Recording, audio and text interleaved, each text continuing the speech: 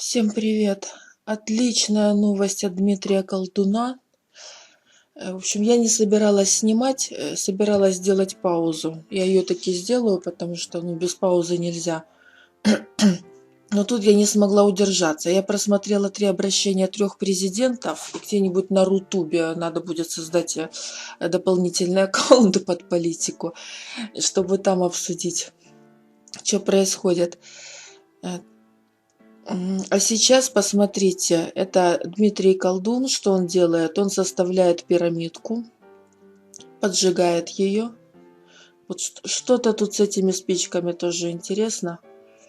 У меня сейчас нет фантазии, снимаю чисто на бегу.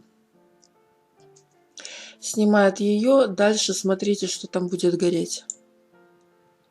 В общем, мы видим горящую пирамидку. Вот, он в маске. Видно маску, да? Он ее кидает в огонь, и она горит вместе с пирамидой. Ох, как символично. В общем, я смотрела российского, белорусского и украинского президентов, смотрела на их фон, на каком фоне они. И пришла к такому ощущению, что пирамида власти раздвоилась. Там во власти идет конфликт. Их власть раздвоилась на две группы.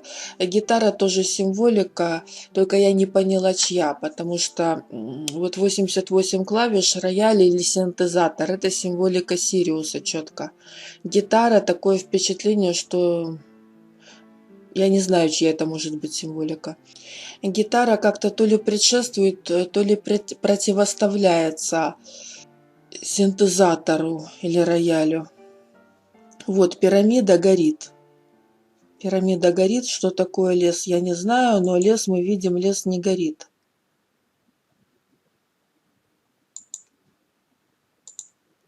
Короче, я не знаю, можно ли тут придираться до прямо мелочей, и не понимаю, где тут символика от системы, а где тут личное пожелание артиста.